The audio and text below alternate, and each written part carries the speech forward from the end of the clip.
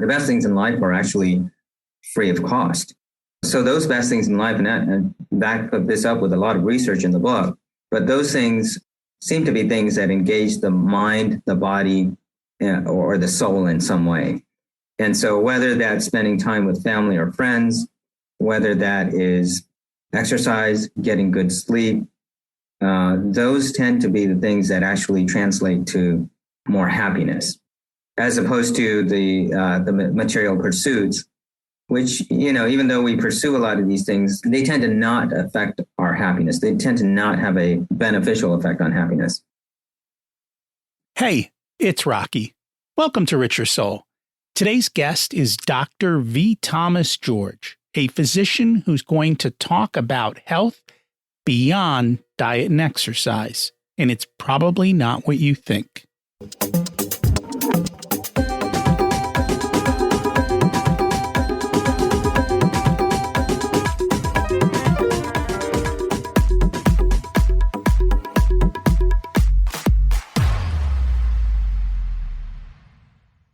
Imagine it's 12 months from now, and you've achieved your major life goals. How does it feel to be in the best shape of your life? To wake up energized, excited about the day?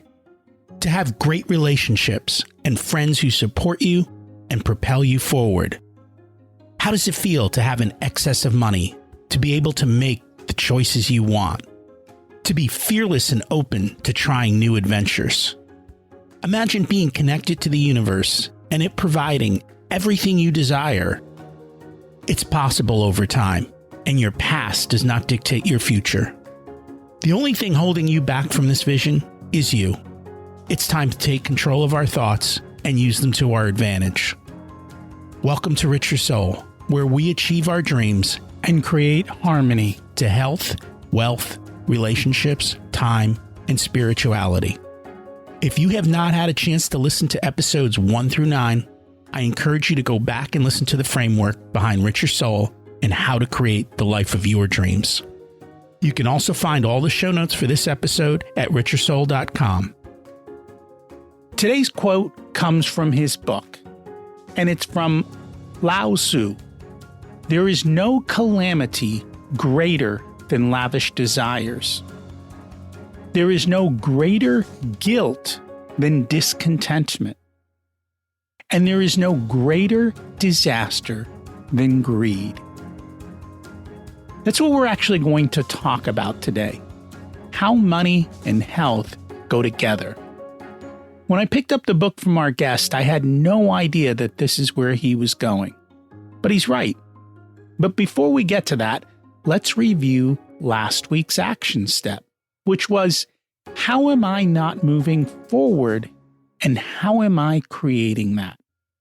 What are you doing to prevent your own success? I know I like to blame others, but the reality is the only person to blame is me. Someone else succeeded where I failed because they saw the path and I saw the obstacle. What about you? Getting on to today's topic. Has the old advice about eating healthy and exercising regularly failed you? I know that it did for me for decades. And what I thought was the right advice was actually wrong. There was so much more to it. And the experts didn't have all the answers. And part of that, we'll be talking about it next week, is how the experts come up with what they think is right for us. Sadly, despite all the good advice, chronic disease and obesity rates are rising, and our health is going down in flames. Nearly all of us are failing to meet the established standards for healthy living. Life is pretty simple. Doing simple is hard. I know you've heard often diet and exercise, but when most people hear that phrase, they close their ears and they turn the other direction. The reality is we all have a diet and exercise plan. Some people are on the seafood diet. They see food, they eat it. Some people's exercise program is couch surfing. Here's the reality of it. You will get the results you deserve based on how you live.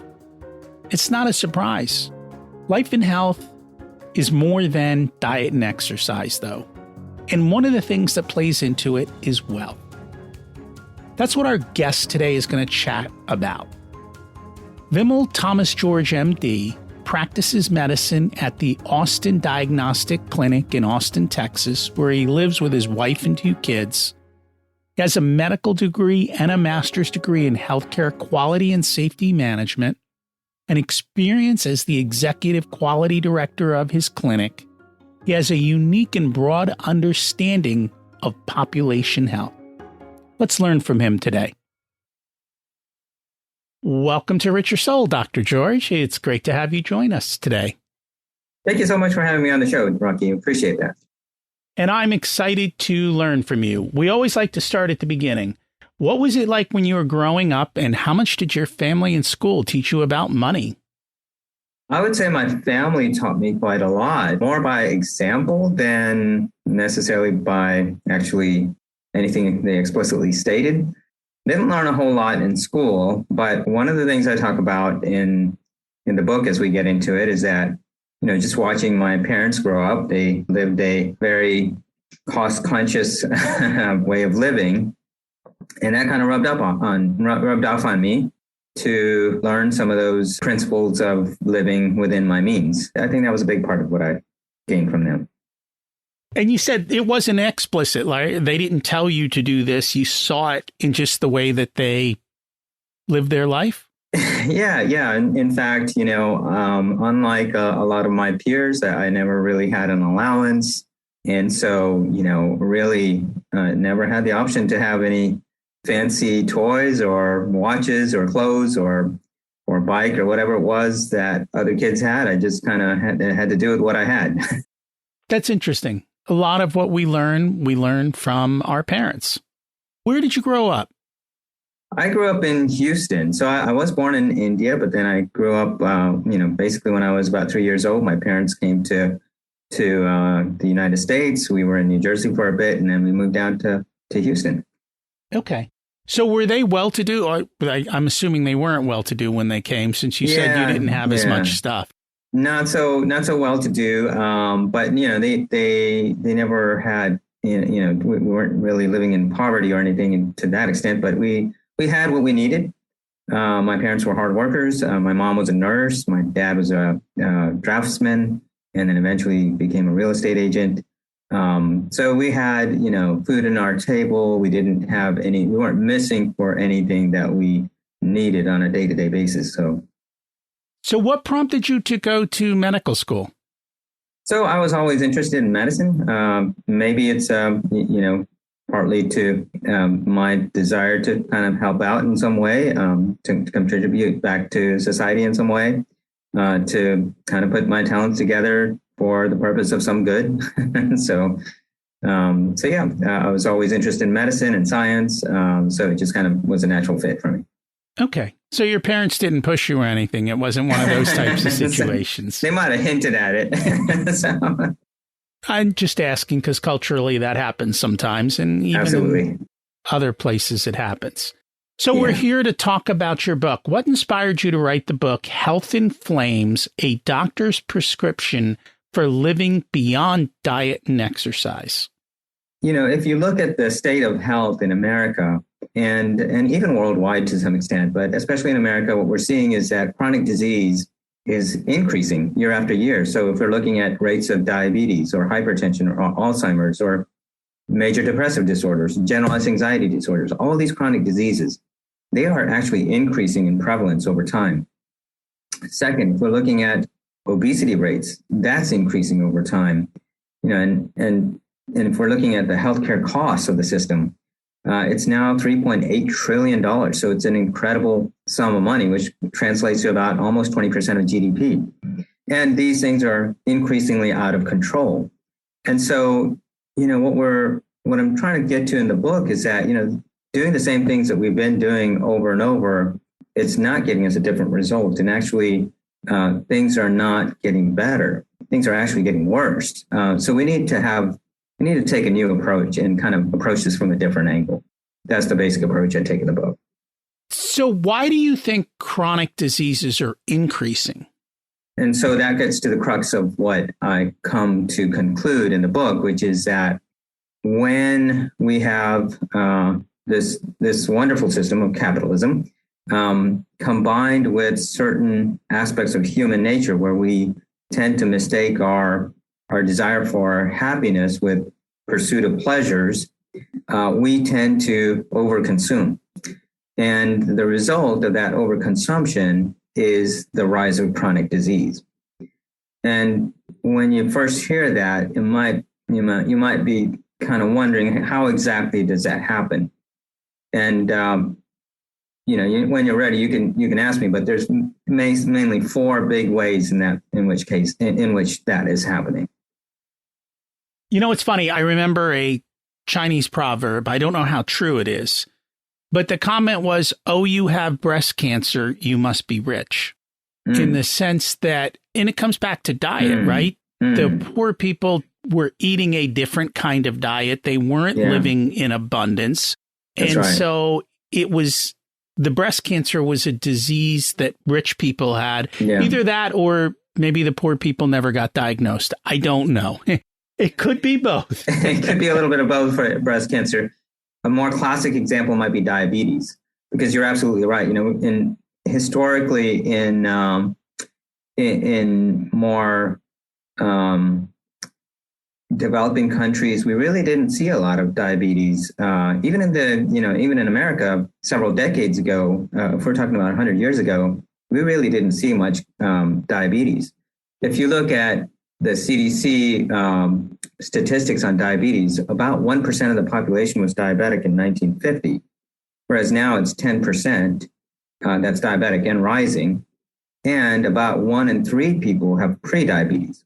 So it's a huge sum of people that are developing chronic disease at younger ages and over time increasingly in prevalence as well.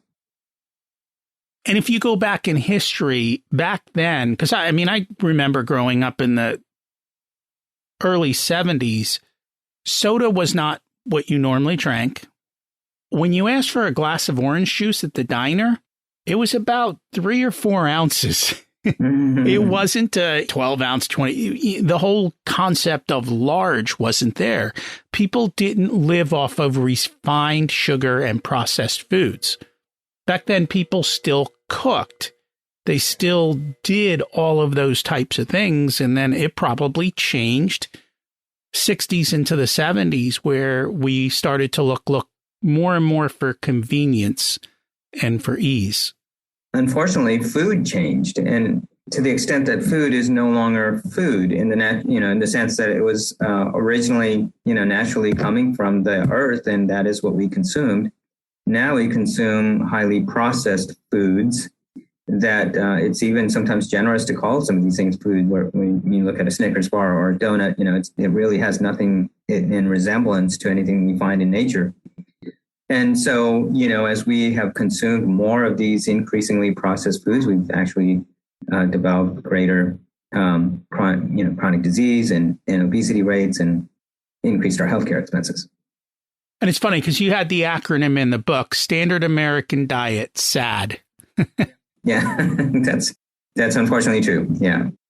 And I think that's what's leading to all of these different types of things. And I was surprised because, as I said before, I did not expect this to be kind of the financial book that it was. And looking at that, so you say a lot of this is a disease of overabundance. Right. Specifically, a lot of this is the result of overconsumption. Now, if you're ready for me to get into that, I can explain that a little bit more. Okay. So basically, our consumption actually kind of causes us to develop chronic disease in mainly 4 big ways. So let me kind of back up and say, we have been, consuming at higher rates over time. And, to some extent, some degree of consumption is good because we need to meet our basic needs. Beyond a certain extent, though, what we're seeing is the rise of chronic disease. And let me explain. So if we were not to have been mindlessly consuming, we would, as I'm sure you probably well know, Rocky, that, we would be able to save a significant amount of our income, invest it, and become financially free. That means free of any tie to our employer or money. That doesn't mean that you're going to retire, right? I mean, it means that you just have the freedom to be able to do the things that you want to do. And that's what's going on now, right? The great resignation. Everybody wants the freedom. I don't know that they have the money for the freedom. Exactly. There is a different issue there going on with that. But, let me just kind of say, so the opportunity cost by over-consuming is that we are not financially free of our employers. So that gets to the first point, which is that modern day employment is a health hazard in a way that most people find a little bit surprising until they think about it, take a step back and think about it. So in the first place, it's a sedentary work environment for the most part. Now, some folks move around a little bit more than others, but most folks are actually tied to a computer from 8 to 5 for years on end. And in addition to that, maybe stuck in traffic going to and from work. And so obviously that sedentary lifestyle is hazardous to our health. And that's not the way our ancestors grew up in our distant past in hunter-gatherer societies or even agrarian societies. So second, in the context of that busy modern lifestyle, we also have little time to prepare a nourishing meal. And so we're much more likely to have to, eat on the run, maybe grab a coffee and go for breakfast. Maybe it's lunch out for dinner and then buy something on the way home instead of being able to cook a meal for the family, right? So in the first place, that's affecting our ability to eat a healthy diet and exercise. Not to mention the fact that stress is also adding to some degree of burden in terms of our ability to get adequate sleep. So the first way in which our overconsumption is affecting us is adversely affecting our health because of it compromises our ability to exercise and eat healthy and sleep well. Secondly, our overconsumption as a society has actually led to the sort of we've kind of engineered out the necessity for exercise. Okay. So let me tell you what I mean by that, which is, if you think about it, in the healthiest living populations, if you go around and you ask them, what is it that they're doing that makes them, what's the secret to healthy living? A lot of those folks actually end up not knowing why it is that they're living in such a healthy manner. And the reason is because some of this is engineered into their everyday existence. So, for example, they may not have paved roads to their house. And what that means is, that means that they're going to have to rely on their feet or on their bicycle to get around in a way that, we unfortunately do not. Maybe some of that is a good thing, but some of that, to the extent that we've kind of engineered out the need for using our legs in a meaningful way, is actually compromising our health in the second way, which is, our ability to get adequate exercise. Third, our overconsumption also has some environmental consequences, whether it's environmental degradation with regards to CO2 emissions, whether it's in regards to, species extinction, and, basically changing the natural environment we live in to be increasingly an increasingly artificial environment, which again is not necessarily the way that we're ideally meant to live. And so that's kind of a third major way in which our consumption habits have adversely affected us. And then fourth, and this one's a little bit more harder to understand, but if you think about a person who's working, and if a person who's working who's financially independent works for a different reason than a person who's working for money. And let me explain what I mean by that. A person who's financially independent works for the product or service that they are making. And money is a side effect. Whereas a person who is dependent on their employer for their money, they're working for the money, and generally the product or service is a side effect. And so this leads to all sorts of, let's say, just kind of, conflicts of interest, in which there's a great quote by Upton Sinclair, who was a novelist back in the 1920s, who said that it's hard to get a person to understand something when his or her salary depends on him not understanding it. and so basically that means that, there's all sorts of ways that we end up compromising our integrity in pursuit of profit, when in fact there's a better route, right? Which is we could get to the level of becoming financially independent and then work because of the love of the product or service that we're making. So I know that's a lot there, but I just want to give you that overview. No, and I think that's very true. There are a lot of factors.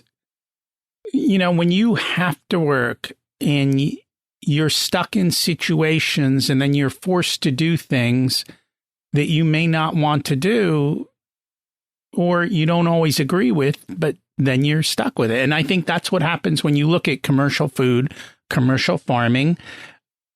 They know that what they're doing isn't perfect, but this is how they get paid. And so it's not evil. It's not mean. It's just, hey, this is what I have to do to put food on my kids' tables. Absolutely. They're sort of stuck in a situation where, they're maybe in a less than ideal sort of situation that they'd rather not be in. But that's what it takes if you're in that sort of situation. So, and that's very true.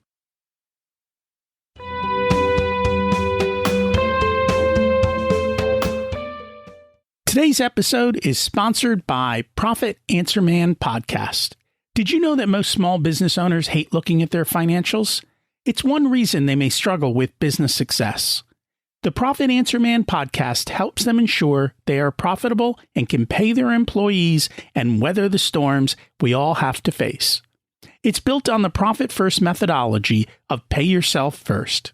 The Profit Answer Man podcast is a must listen to for every small business owner and anyone who wants to help them survive and thrive.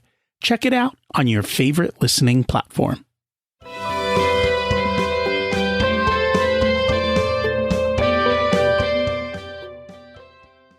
Throughout the book, you kind of tell a story and you use Sam as part of that story. Could you just kind of share a little bit about Sam and what he goes through?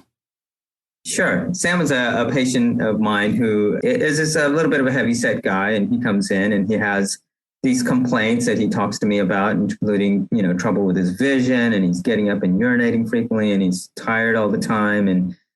And he just has this, melancholy feeling of what to do. And he comes to me and he asks for some help.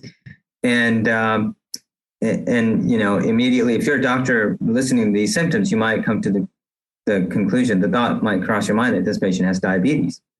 And so sure enough, I did an appropriate workup, and in fact, he did have diabetes. And so the situation with Sam is that, much like many of us, Sam is stuck with his employer. His lifestyle is increasingly unhealthy because it's a rushed sort of a lifestyle. He is working in a very sedentary job. He's oftentimes missing breakfast. It's on or grabs it on the go. Maybe a breakfast taco on the go. He comes home. He's tired. He doesn't have time to prepare a meal. So all those kinds of things that we just talked about is definitely affecting Sam. And so I come to present a sort of a different version of Sam in maybe a hypothetical universe where Sam is actually independent of his employer because he made some smart financial decisions. And through these smart decisions, he actually saves a lot more and stops the habit of overconsumption. And what he finds is that he's able to invest a lot of that money that he would have instead consumed. And that money gets him to the point of becoming financially independent. Those investments do. And then he's able to go back to work because he actually loves his work. He actually enjoys working. But this time he's able to do it in a way that he's really passionate about work. And he can actually have a little bit more flexibility. He's not necessarily rushed to it. He doesn't really even, since he's not bound to his employer, he kind of sets the terms for when he wants to work, when he wants to be able to take a break and do other things. And what we find is that he's actually more productive, and he's actually more engaged. He seems to be a much better and better worker, and at the same time, because his health is no longer compromised, he's a better father, a better husband, a better citizen in general. So how realistic is it? So I actually think it's very realistic. So let me just kind of suggest that, for most folks listening out there, I think it's actually a very realistic proposition to be financially independent. If we start to recognize that there's a great deal of consumption that we are probably mindlessly pursuing, then what you recognize is actually there's a lot that you can invest that you didn't realize. Okay, so let me kind of relay this back to some of the studies that point to the fact that once you meet your basic needs, the best things in life are actually free of cost. So those best things in life, and back this up with a lot of research in the book, but those things seem to be things that engage the mind, the body, or the soul in some way. And so whether that's spending time with family or friends, whether that is exercise, getting good sleep, those tend to be the things that actually translate to more happiness, as opposed to the material pursuits, which, even though we pursue a lot of these things, they tend to not affect our happiness. They tend to not have a beneficial effect on happiness. And so, basically the point I make is that if we start to recognize this, then we could actually put a halt to a lot of the mindless spending that we are automatically driven to, and become a little bit more mindful consumers, to the point that we were able to save a much more significant amount of money than we thought possible. So why do you think people are constantly making the wrong choices when it comes to their health and their finances? And the two are very closely interrelated, and that's the argument I make here. Well, I think partly it's because we do tend to mistake pleasure and happiness. And so things that are immediately pleasurable, you get some sort of immediate benefit, whereas happiness is something that sort of comes after the fact, right? And so maybe it takes some hard work, but eventually it leads to a greater sense of well-being, a greater sense of satisfaction, and that is happiness, right? And so in the first place, pleasure is fairly easy. Happiness is a little bit more of a challenge to get to, and so we tend to mistake the two. But in another sense, it's just it's also the fact that there is a lot driving consumerism, right? And so if you think about, in the first place, we have this tendency to mistake pleasure and happiness. And in second place, you have a system that starts from the time we're very young, advertising and telling us of all the things that we need in order to be happy, right?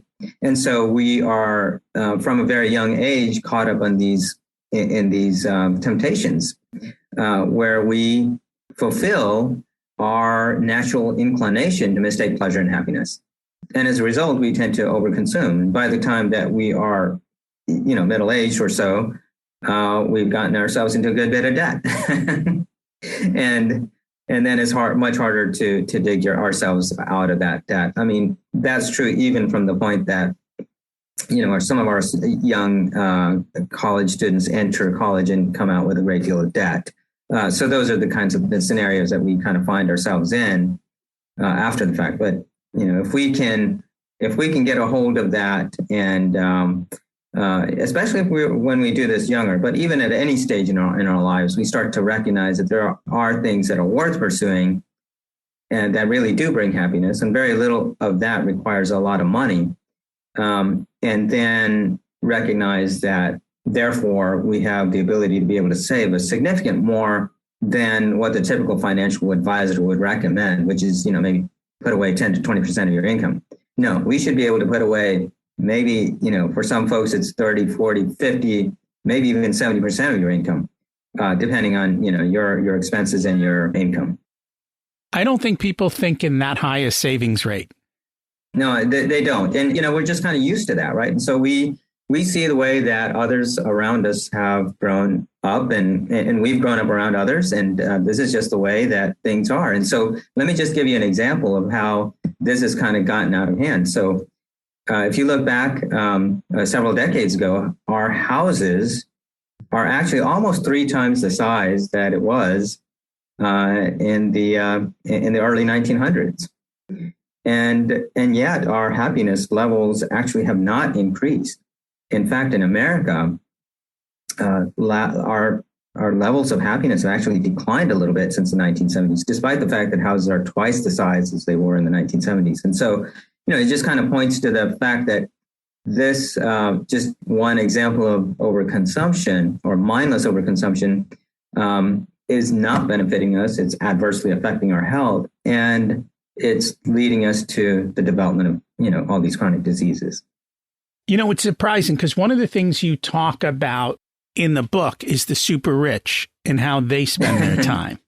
So Could you share that with the audience?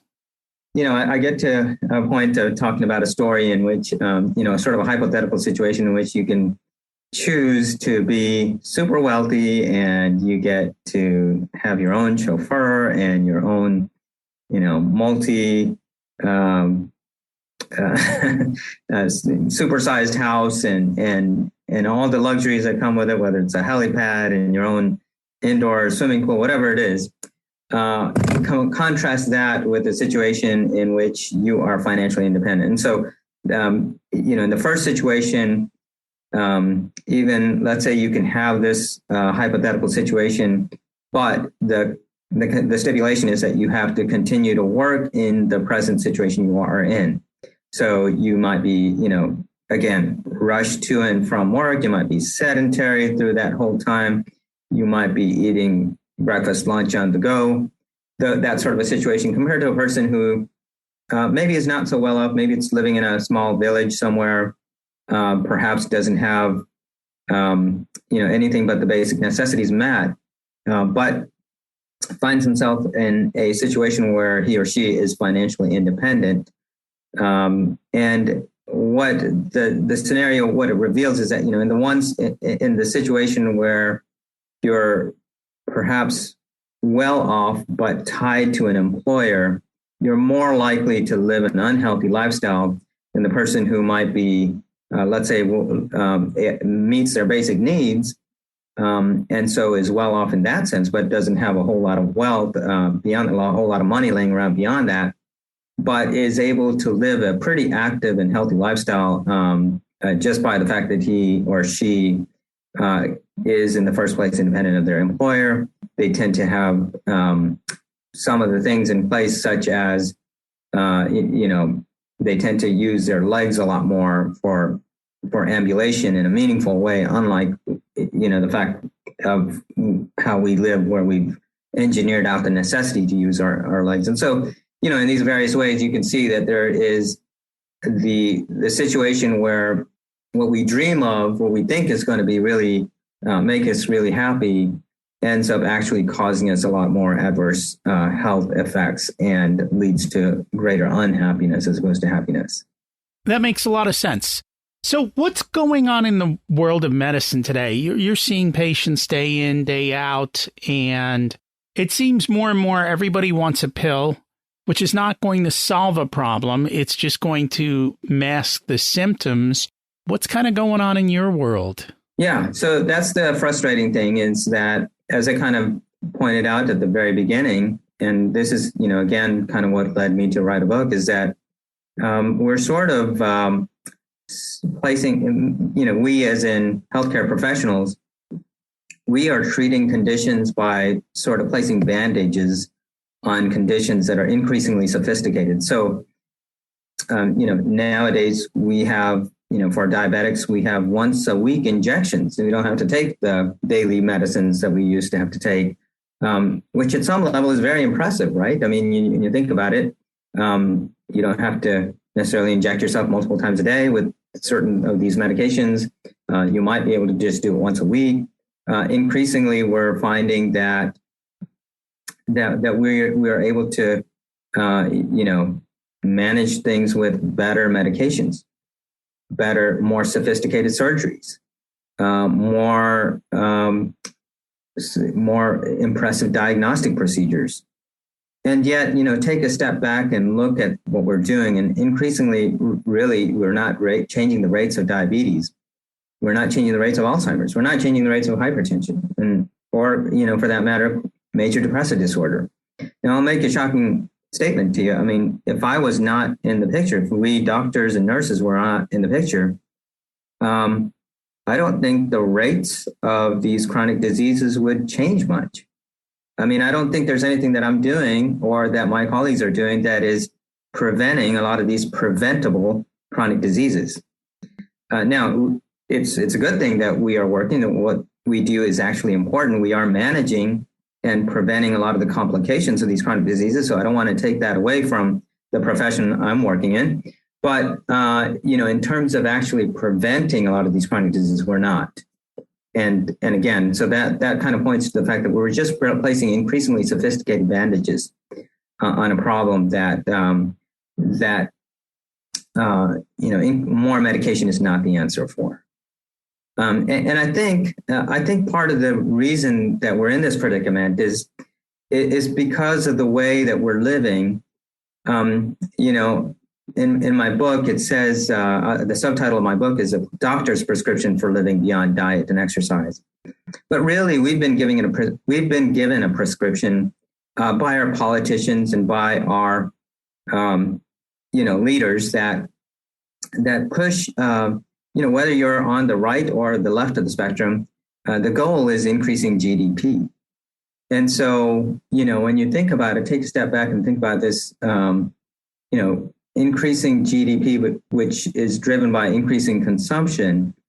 If it's now gotten to the point that it's adversely affecting our health, because a lot of these have led to the point of increasing chronic disease, then maybe we're kind of pursuing something that is not good for us in a very real sense.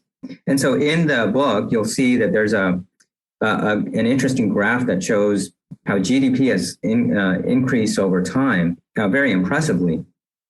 But in the last few decades, or at least our levels of happiness have actually declined, especially in America.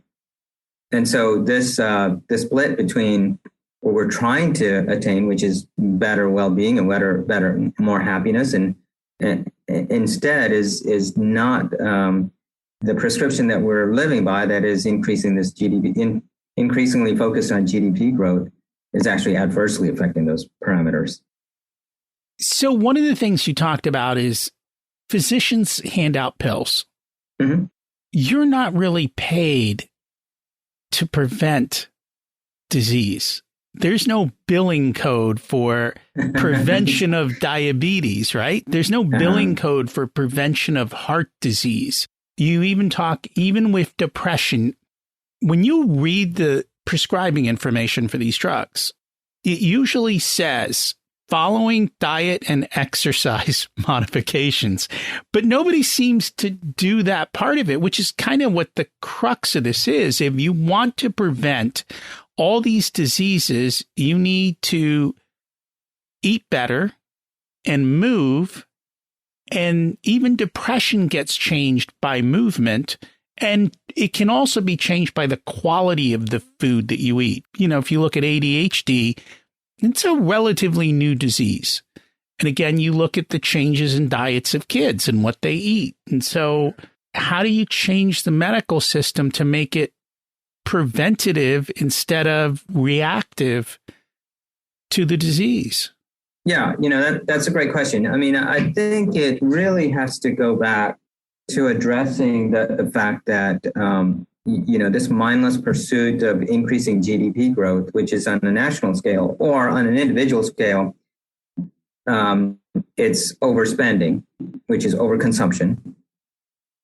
First of all, we have to recognize that that's what's driving this. Now, if you ask our politicians or certain of our leaders, a lot of them will actually prescribe the exact opposite of what I'm prescribing. Okay, so they'll actually say, well, we should be increasing consumption. We should be spending more. And there is some rationale to what they're saying. So by increasingly spending, and by increasing spending, we're actually going to get to the point of innovating more, because that's what drives GDP growth is the innovation that comes from spending. And by innovating more, we're actually going to be able to cure some of the chronic diseases that we can't even manage in today's world.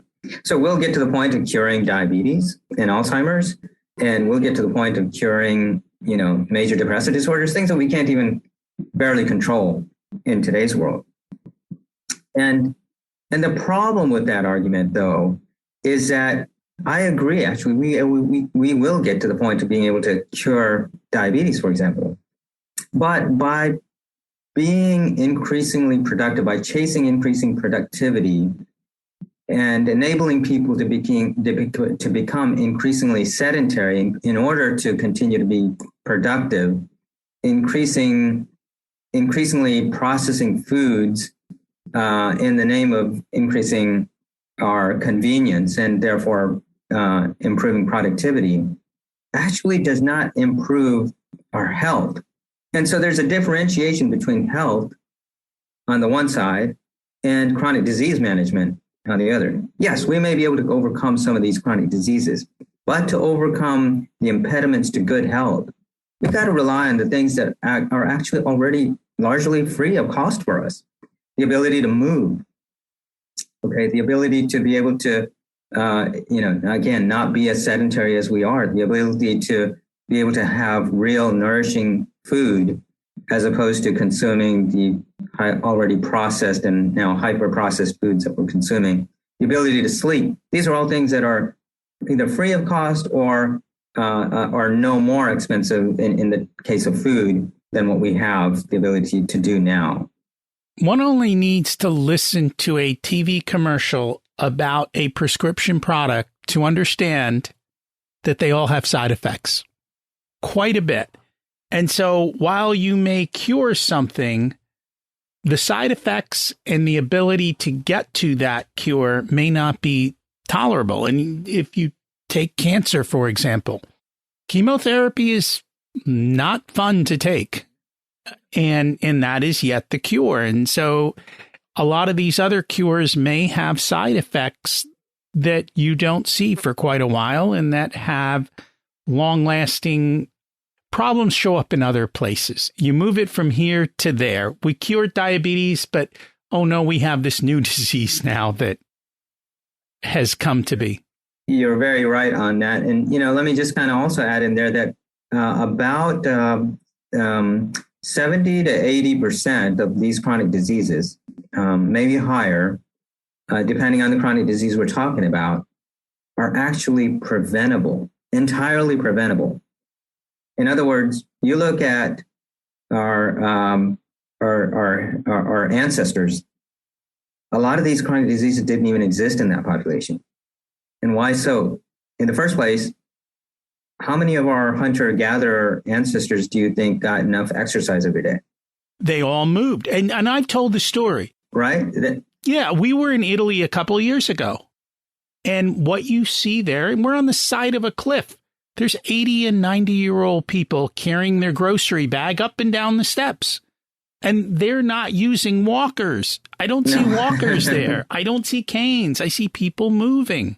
Once again, we've kind of engineered out the necessity to move, right? We have everything electronic available to us, even now the electronic scooters. So we don't even need to walk on the sidewalks hardly, right? And so these things that, I do want to emphasize that I think capitalism is a wonderful thing, in the sense that it really has helped us to advance as a society in a major way.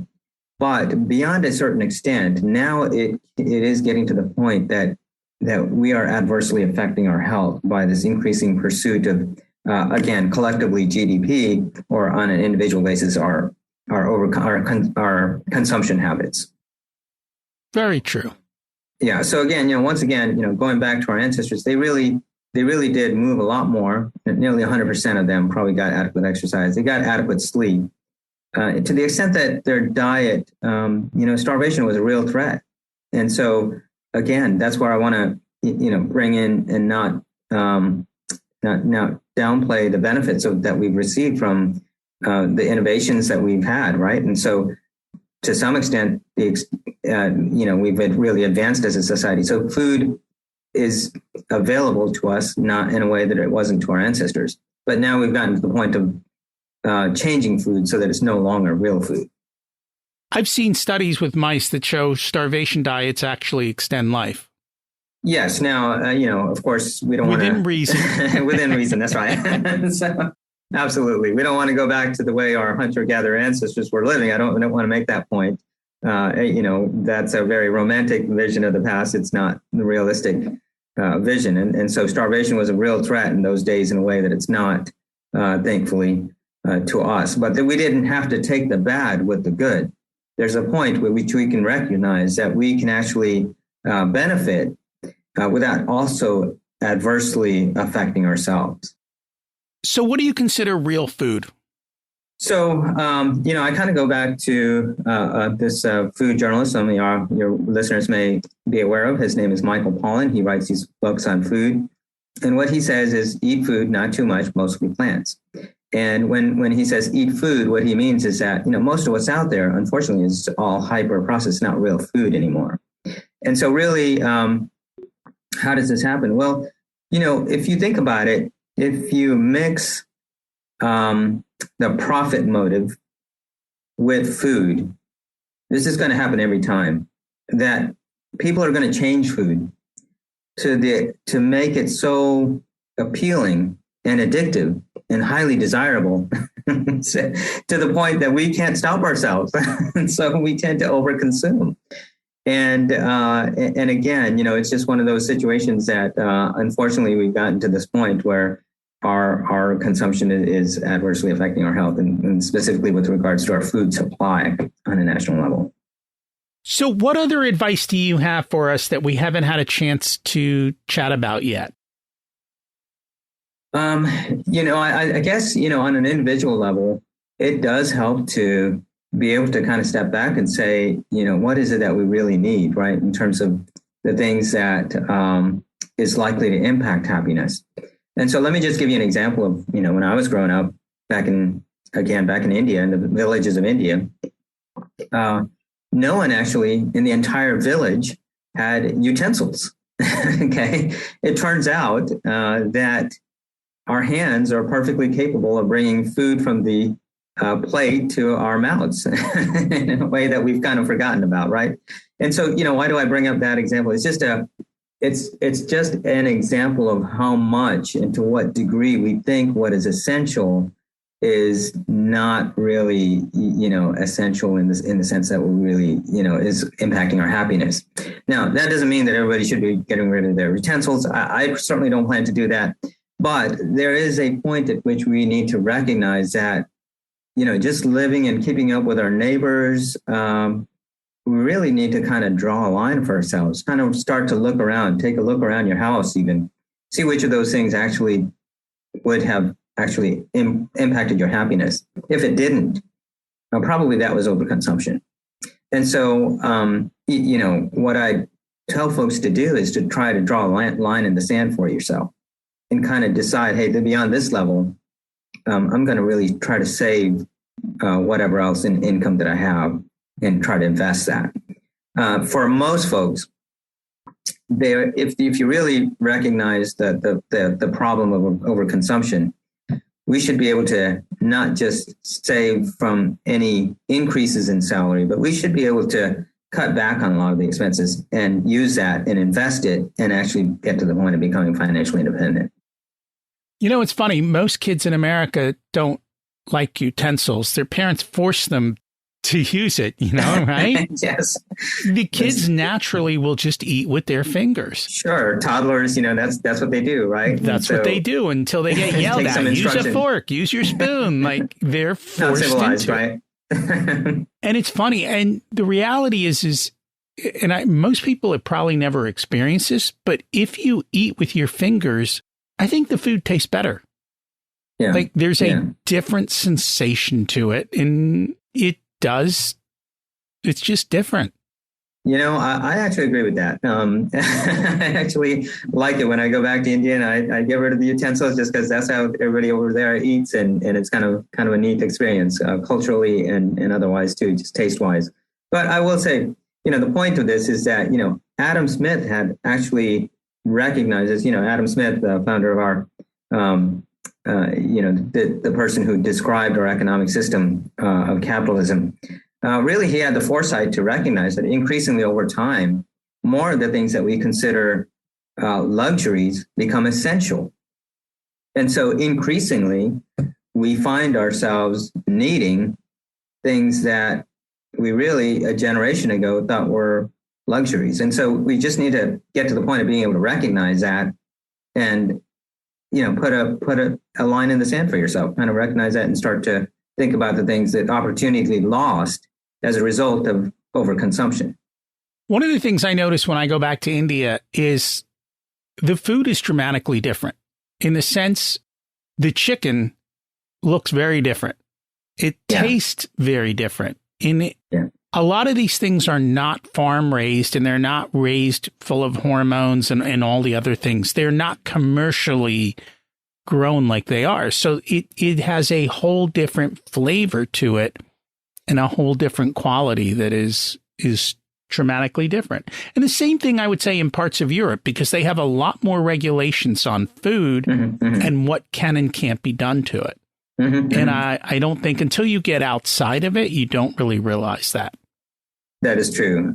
And, food has just been changed to such an extent, unfortunately. And, to be honest, some of those things have made food tastier and more addictive.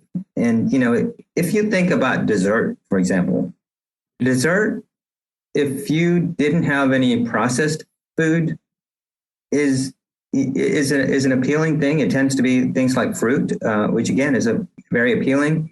But most folks don't tend to overindulge in a fruit dessert in a way that it's very easy to do so in a chocolate cake with ice cream on top that's made like, so flavorful and so enticing, right? And it's dripping with, with flavor and it's just, visually enticing. And so it's changed to such an extent that, and again, it comes back to our economic system that, it really is driven by the fact that we as, we do profit off of making food even tastier and more addictive and unfortunately no longer as food. So true. And I always say, it's not to say you can't have any, but just limit the quantity. The sizes of things have gotten out of hand. And if you limit your quantity or you do it once in a while, it's fine. But when it becomes the everyday occurrence, that's when it becomes the bigger issue. On that point, one easy thing you could do is just to optimize your environment. So your listeners out there, one thing you that I would definitely recommend doing is try to get all the processed junk food out of the house. And then if you have it once in a while when you're at a friend's house or something, it's not necessarily going to be an everyday thing. It's a once in a while thing. And that's a lot better. So optimizing your environment definitely can be a good first step. And we've talked about that. When you go to the grocery store, you shop the U. You shop the left, the back, and the right. You don't go in the middle. And you realize that the decision of what you're going to eat Friday night in front of the TV occurs not Friday night in front of the TV.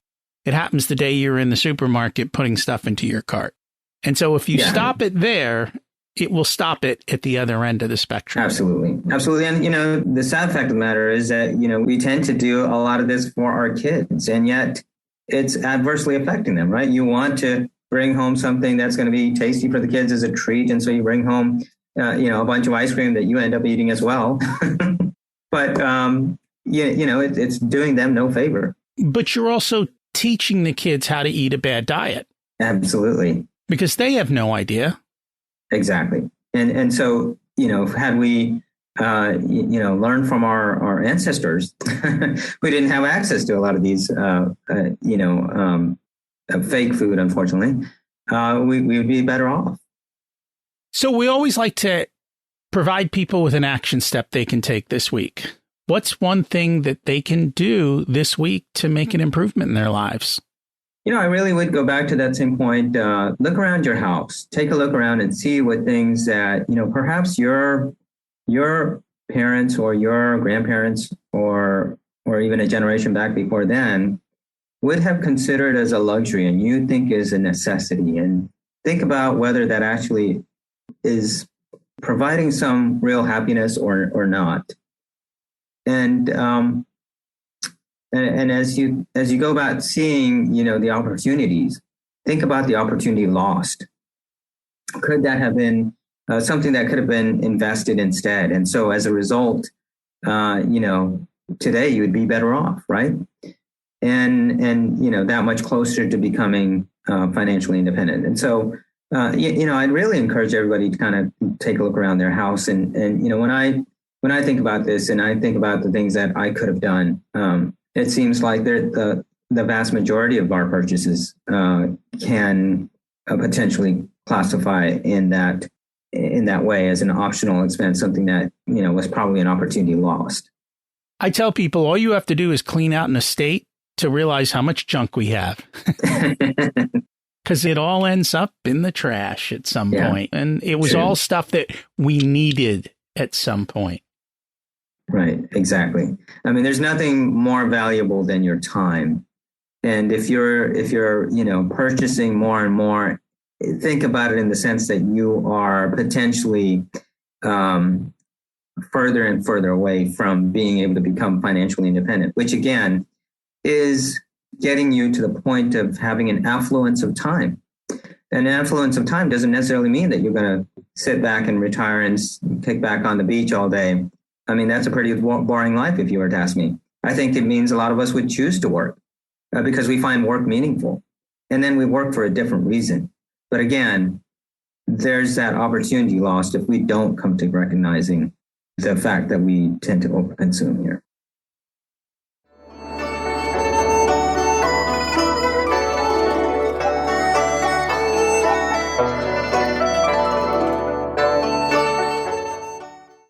It's time to learn the secrets of life. What's your secret to living an abundant life?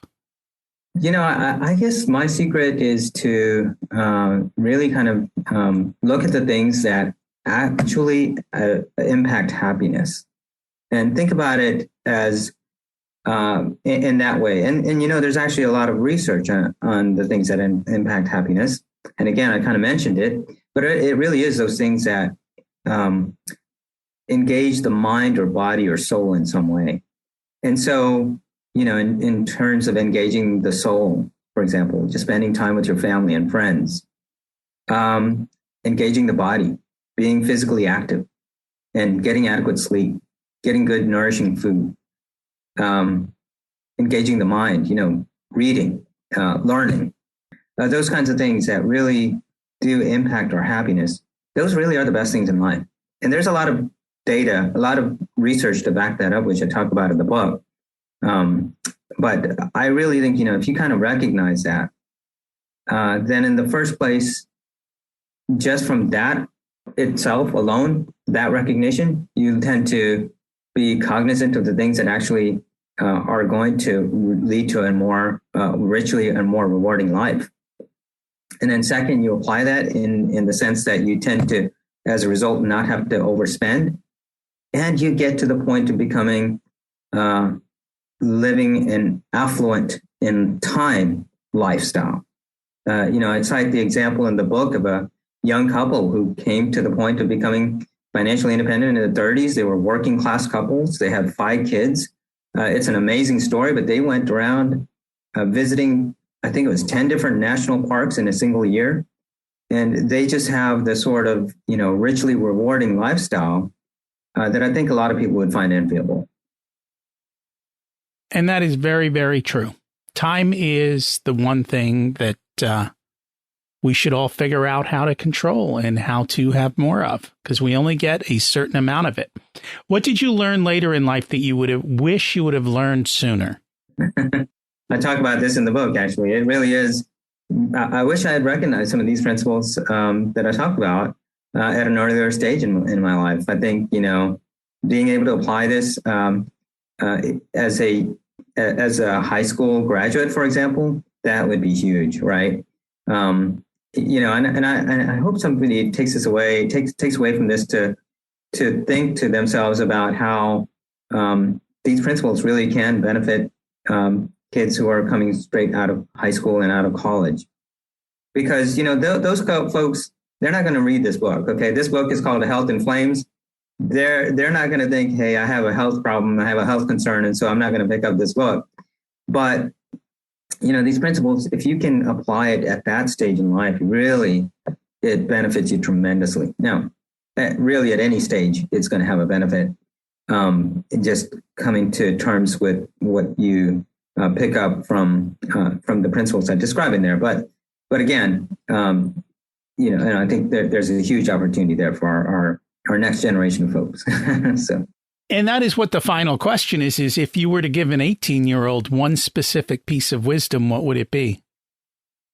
Yeah, I would go back to this principle that really the best things in life, once you meet your basic needs, which is a big thing, you have to have adequate food and water and shelter, and you have to have security. And, those basic needs, once those are met, take the time to really, think about how we're giving up our time and as a result, losing opportunity by overspending. And in the end, you will lead a much more healthier life if you can come to that recognition earlier on. Wise advice. If people would like to learn more about you and the book, what is the best way for them to do that? I actually have sort of 3 different action items for y'all. So one, if you go to my website, it's healthinflames.com. You can learn a little bit about the book.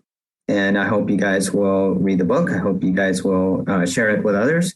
Request a copy in the local library. Really want the ideas. I'm much more interested in getting the ideas out than making a lot of money from it. Second, post a review for me if you enjoy the book. If you go to wherever you purchased it and post a review, that would be helpful.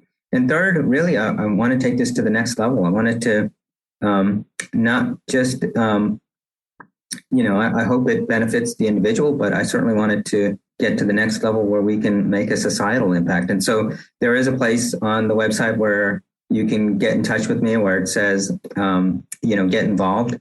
And I hope some of you guys will, who are really passionate about it, will get to reaching out to me. And I'd love to try to get to implementing some of the policies that I talked about to get to a higher level of benefit for society as a whole.